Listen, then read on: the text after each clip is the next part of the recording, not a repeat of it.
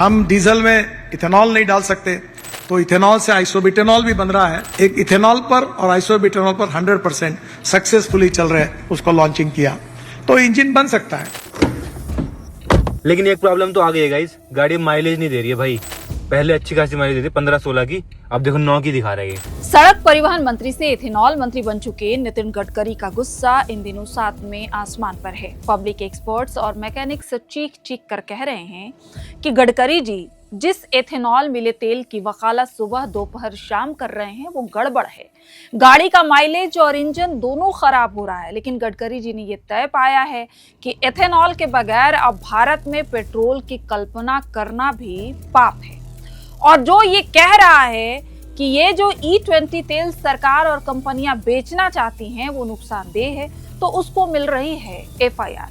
अब तक 4 इन्फ्लुएंसर्स पर सिर्फ इसलिए FIR हुई है क्योंकि वो गडकरी जी के सपनों के पेट्रोल यानी एथेनॉल वाले पेट्रोल पर सवाल उठा रहे थे।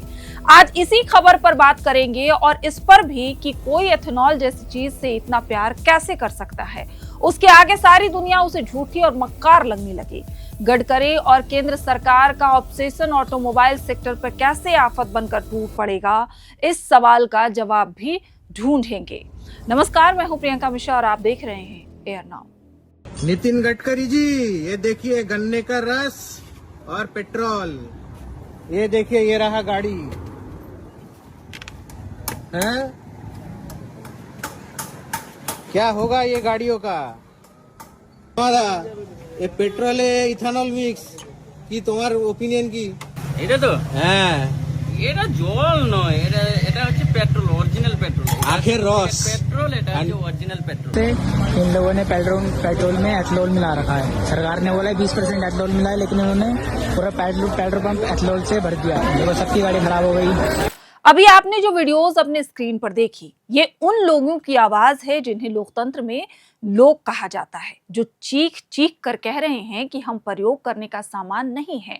हमारी संपत्ति सरकार के लिए खिलवाड़ कैसे बन गई है। हम लोग चूहे हैं क्या जो हम लोग पे आप एक्सपेरिमेंट कर रहे हैं? लेकिन देश के सड़क परिवहन मंत्री इन बयानों से इत्तेफाक नहीं रखते। उनका कहना है कि देश भर में कोई एक गाड़ी या एक गाड़ी मालिक नहीं है जो एथेनॉल की वजह से खराब हुई हो। सब झूठा प्रचार करते, कोई इथेनॉल से कोई नुकसान नहीं हुआ है। अब लॉबीज है।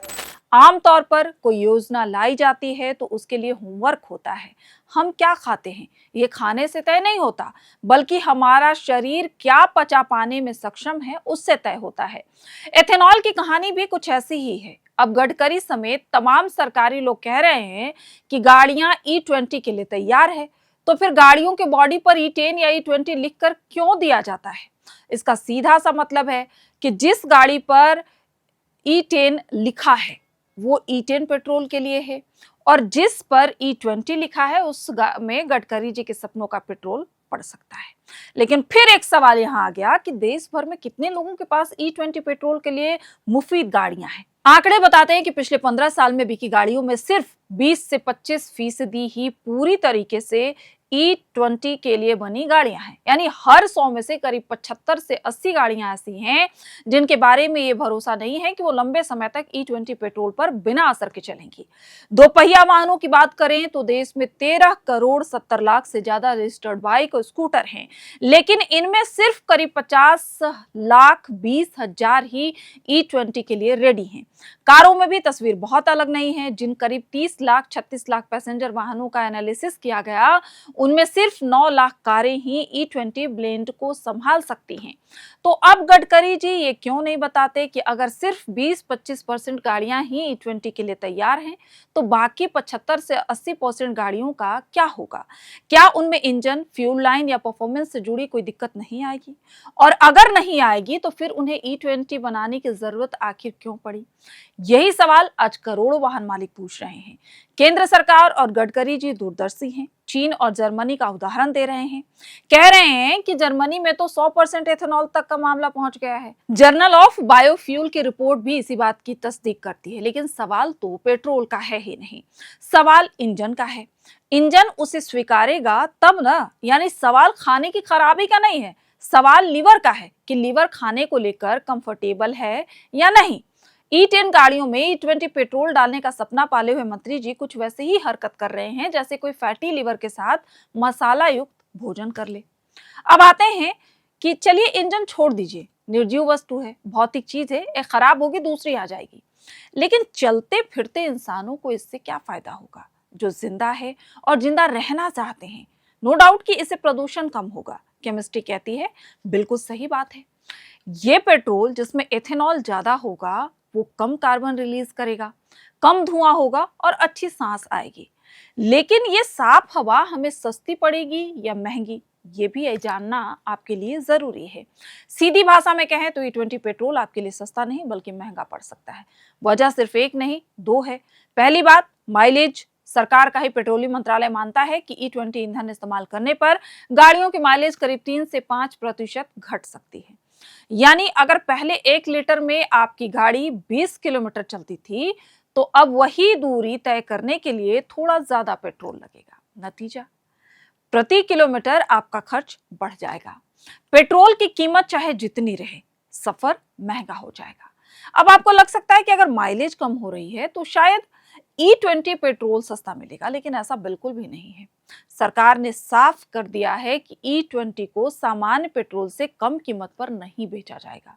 अब इसका गणित समझिए। रिफाइनरी में तैयार होने वाला शुद्ध पेट्रोल लगभग 53 रुपए प्रति लीटर पड़ता है, लेकिन किसानों से एथेनॉल खरीदने के लिए सरकार तेल कंपनियों को करीब 71.86 रुपए प्रति लीटर तक भुगतान करने की व्यवस्था कर चुकी है। यानी जिस एथेनॉल को पेट्रोल में मिलाया जा रहा है उसकी लागत खुद पेट्रोल से ज्यादा बैठ रही है। और जब अंतर्राष्ट्रीय बाजार में कच्चे तेल की कीमत करीब $70 प्रति बैरल के आसपास रहती है, तब E20 का कॉम्बिनेशन तैयार करना कई मामलों में प्योर पेट्रोल से भी महंगा पड़ता है।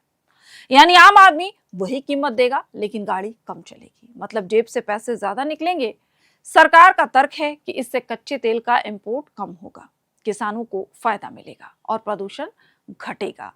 लेकिन सवाल ये भी है कि क्या इसकी तैयारी पूरी थी, क्योंकि देश में आज भी करोड़ों गाड़ियां ऐसी हैं जो पूरी तरह E20 के लिए बनी ही नहीं है। ऐसे में पहले इंजन तैयार होने चाहिए थे, फ्यूल बाद में आता, लेकिन यहाँ हुआ उल्टा। इसी बीच केंद्रीय सड़क परिवहन मंत्री नितिन गडकरी भविष्य की ऐसी योजनाओं की बात करते हैं कि सुनने वाला भी हैरान रह जाए। जैसे कि हाल ही में उन्होंने ये बयान दिया, ये बयान आप सुनिए, जिसमें वो हवा में उड़ने वाली बसें लाने की बात कर रहे हैं। मैं अभी बहुत नई नई technology, ropeway, cable car, funicular railway अनेक लाया हूँ। अभी हवा में उड़ने वाली बस भी लाने वाला हूँ। बेशक भविष्य के सपने दिखाना अच्छी बात है, लेकिन जमीन पर आज की हकीकत भी उतनी ही जरूरी है, क्योंकि करोड़ों लोग आज भी ऐसी गाड़ियां चला रहे हैं जो पूरी तरह E20 के अनुकूल नहीं है। ऐसे में सवाल उठना तय है कि जब इंजन ही तैयार नहीं है, फिर भविष्य की उड़ने वाली बसों की बात आम आदमी के किस काम की। तो गडकरी जी, हम आपके इरादे के नेक होने पर शक नहीं कर रहे हैं, ना ही इस पर कि अंततः आप देश की तरक्की ही चाहते हैं। लेकिन हवा में उड़ने वाली बसें बाद में बनवा लीजिए, पहले देश की गाड़ियों के लिए E20 कंपैटिबल इंजन तो बनवा ही लीजिए। आम आदमी को ऐसे घनघोर टास्क देकर कितना रुलाइएगा। फिर जो समस्या का जिक्र कर दे उस पर FIR। लोकतंत्र में ये तो बिल्कुल भी अच्छी बात नहीं है और हमें यकीन है ऐसे FIR से सरकार भी इत्तेफाक नहीं रखती होगी। आखिर लोकतांत्रिक सरकार जो है। इस वीडियो में फिलहाल इतना ही। आप क्या सोचते हैं एथेनॉल वाले पेट्रोल के बारे में, क्योंकि ये आपके लिए ही है, आपकी खबर है, जिसे सिर्फ हम अपनी आवाज दे रहे हैं। आपके सवाल हैं जिसके जवाब ढूंढने की हम कोशिश कर रहे हैं। तो अपनी राय कमेंट बॉक्स में जरूर दीजिएगा। आपकी गाड़ियों का क्या हाल है, क्या माइलेज सही है या घट गया है, या आपके पेट्रोल में एथेनॉल मिला है या नहीं। ये तमाम सवाल आपके लिए छोड़कर जाते हैं। अगली वीडियो में आपके जो जवाब आएंगे उनसे ही जवाब ढूंढने की कोशिश करेंगे। आप सभी का बहुत बहुत शुक्रिया। देखते रहिए Arnav. FRP pressure vessels are made using fiber reinforced plastic, a powerful combination of high strength glass fibers and corrosion resistant resin. At Duraplast, we manufacture these vessels using advanced filament winding technology. Layer by layer, resin coated glass fibers are precisely wound over a rotating mold, creating a structure that is lightweight, high strength, and built to handle pressure. The result? Superior corrosion resistance, longer lifespan, lower maintenance costs for industries that demand performance without compromise. For customized FRP pressure vessel solutions,